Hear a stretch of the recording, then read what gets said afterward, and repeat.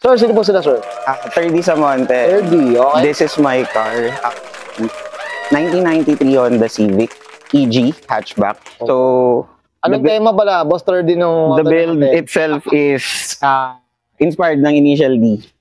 Shingo EG6. Yeah. So, kita naman dun sa ano natin. Night Kids to eh. Night Kids to mga... O may pag-usapan na, usapang Initial D. Boss 30, syempre dito familiar ka na. Boss, paano ka ba nahilig sa pagkukotse, Boss 30? Actually, 11 years old ako noon nung accidentally na nakapanood ako ng isang episode sa Hero TV pa. So, nakikita yung edad natin. So, sa Hero TV na yun, then nakita ko yung isang episode ng Initial D. Yung duct tape that much. So, doon kilala si yung Shingo EG6.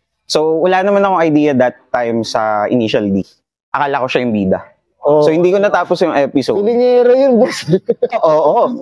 Pilingero yun eh. Tapos nung sabi ko, nung nakita ko, gandang-ganda ako dun sa EG6. Then, good thing, parang after ilang years, nagkaroon yung family namin ng EG. So, ito na yun, boss? Yes. Philippine variant siya. So, engine itself is PH12. So, tinatransition ko siya to an EG6. So, yung galing pang Japan. Wow. Yep. Boss, excited. Boss, bitinin muna natin mga viewers, boss. Gusto ko makita. Boss, syempre di sa auto, okay lang po ba check natin interior, exterior, engine ba? Okay lang, boss? Sure. So, tara, check na natin.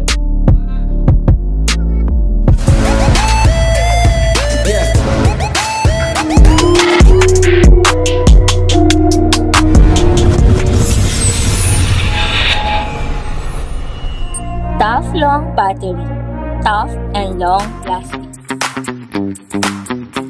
Sa pang interior tayo, Boss 30, ano meron dito, boss? Sige po. Okay, so dito naman, this is gray, but way back, pinapinturahan siya ng dad ko ng black. So, nag-chip siya. Ay, pero, ano? I plan to restore it dun sa gray kasi yun talaga yung interior niya. So, as you can see, the matte naman is Caro inspired. Oo. The checkered yellow and black kasi black and yellow yung ano ko, team ko sa loob. Sa interior, boss. Then the seats, the bucket seats is type R to na Recaro seats, but it was old na. So pinare-upholster ko siya. So the tela itself is original from Recaro.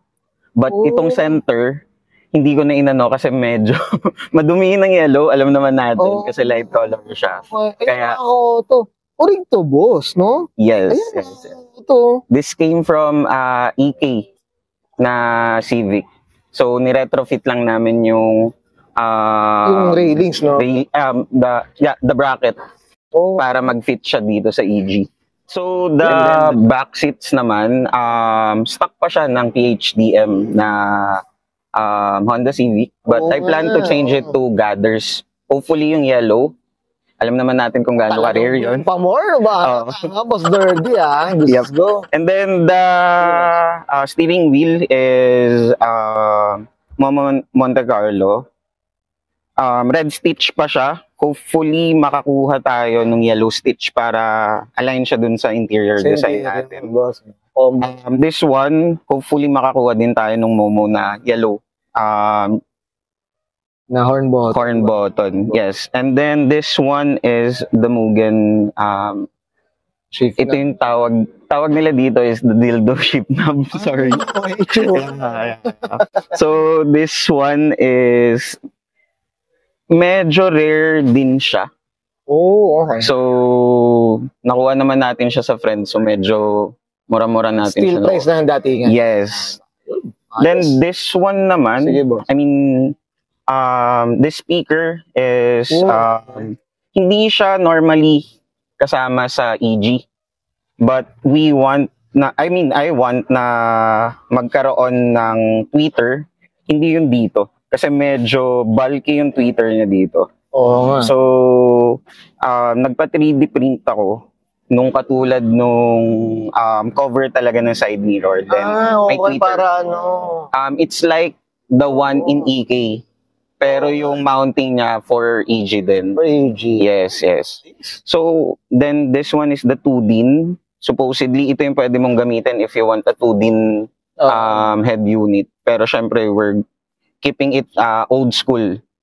So, dapat 1-din lang, then talagang hindi Android. So, para good siya. At least we have some music inside. Yes. Yun, well said. Boss, I'm sure many to mention pa. At ito, abangan natin part 2 nito. Boss 3D, okay na tayo sa interior. Check natin labas. Okay na ba? Sure, okay, sure. Sa pang exterior tayo, Boss 3D, anong meron dito, boss? Sige, dito naman sa headlights, this is Depo. Kasi hindi ko ginagamit madalas yung Stanley kasi we know how much and gaano ka-rare yung fresh na Stanley na headlights and corner lights. So, ginagamit ko siya mostly kapag show. Pang events talaga, big events. Lang, okay. But for car meets, I'm just using the Depo. Boss, ito regarding kulay, anong kwento sa kulay natin? The color is Milano Red. So, ito yung accurate color nung car ni Shingo sa anime. Shingo. Yes. Okay. Ganda, no? Tsaka ito ng mga koto, pati yung mga sticker na ito. Ayan, mga koto. Talagang ginaya. The decals itself, dito sa side na to is from anime. Ito yung anime, guys. Yung driver side is anime. So, papakita lang natin dito, mga ka-auto. Dito sa passenger side is nandito yung true to life na decals. Na decal mo talaga. Yes, na talagang ginagamit mo. Yes. Ano well, mga ka-auto. Di ba, makita nyo na si Shingo. Dito tayo, boss. Balik tayo dito. Boss, anong meron dito, boss? Sige po. Yeah. So, okay. Sa mags natin is the R&R. So, accurate din to dun sa anime. So, the black and red stripes sa lip. So, yung center hub, ay yung hubcap niya, yan yung medyo mahirap talaga hanapin. Madaming mags, but the center cap should be always complete. Complete, no? Mas maganda ba, sana? Yes. Tama ba? Oo. Kasi syempre, kung butas yan, parang hindi rin magandang tingnan. Sayang, boss, sayang. Yes. Then here naman is a power side mirror. So, hindi siya power folding. Adjustable lang siya with the button inside. Then, the decals ng Night Kids. Night Kids daw, mga auto. Boss, sino ba bang member ng Night Kids? Ano auto ba?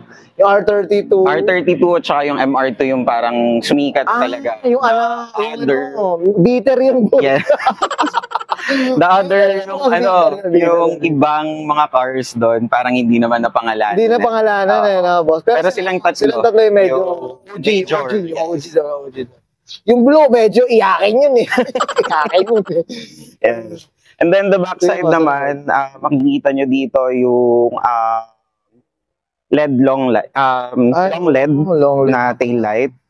So, this one is the one-piece na version. So, merong isang version ng long LED na 2-piece pa siya. So, this one is pinaka-rare na tail light na OEM. Pero isa EG6 siya naka. Yes, EG6 siya. So, yung isa kasi is 2-piece. 2-piece siya. So, natatanggal itong tail na to dito sa parang kabitan niya. May nalaman tayo dyan, Boss 30. Boss, ito, ano ba yung mga, muffler natin, boss? Ano bang? This one is an old catback spoon, N1. Okay. So, I think that's already 5 years old. Talaga so, hindi siya linis, kaya ganyan siya. Yep.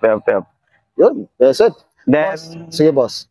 The decals, this one is just an imitation kasi hindi ko siya pwedeng madala outside na basta-basta kasi the original one na silicone badge is quite expensive. Medyo no? So, may time na yung kabarkada ko is nanakawan. So, we don't want that to happen. Kaya, pang na lang to, pang Las Bagan. Yes. Yun, that's it.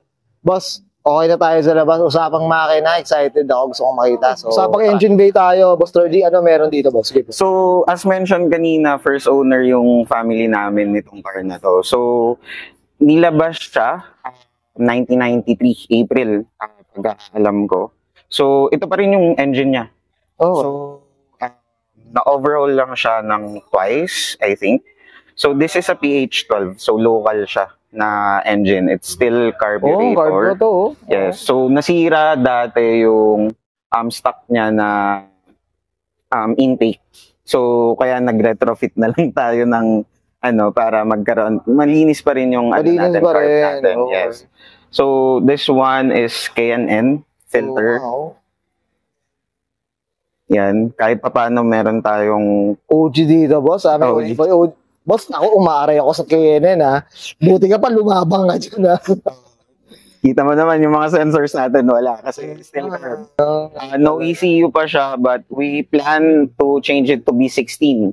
Ito So, para accurate din siya doon sa EG6 ni Shingo sa initial D. Boss, abangan ko yan, ha. Part 2 tayo dyan. Yes. Kapag napalitan na. Yun. Boss, ito, regarding consumption, maintenance, kamusta naman? Maintenance, this is very healthy kasi na-maintain siya. I think every 6 months pinapalitan ng oil and ini-start siya daily kahit naka-park lang siya sa garahe. So, maintenance-wise, good siya. Hindi pa naman siya nag-blow by. Consumption-wise, tipid siya. Matipid, no? Given na carburetor, so alam nating tipid siya. And nakaginato kasi tayo, kaya kapamilyar tayo dito sa PH. And 1.2 siya, so tipid pa rin siya. So, matipid rin talaga. So, bitin ka nga lang sa power. Pero, Honda is Honda, boss. Yes, Honda is Honda. Merong palaban yan, boss. Palaban yan. Yep. Okay, well said. Boss 30, okay na tayo dito, boss? Sure. Yan, okay yan guys, nakita natin interior, exterior, engine bay. Siyempre, usapan na tayo. Hatchback dito kay Boss 30 sa Monte. Boss 30, siyempre, shoutout na tayo, boss. So, shout out dun sa wife ko na very supportive sa pag-build ko nito dyan na labanan sa Monte. Okay, and then the Nocturne family, nandun yung sticker sa likod. And yung isa pang sticker dun is yung logo namin, couple. And then, yun lang, sa family ko, Mama and Itay. So, yun lang. Yan. Thank you. I'm sure many to mention yan. Yes, Boss 30. very. Okay na, boss? Okay na, boss? Yes. Okay, so kasabayan ka na, Ensor 30 sa Monte Pasca na 1993. Usapang Honda Civic EG hatchback. Usapang initial D tayo dito, guys. Usapang Shingo.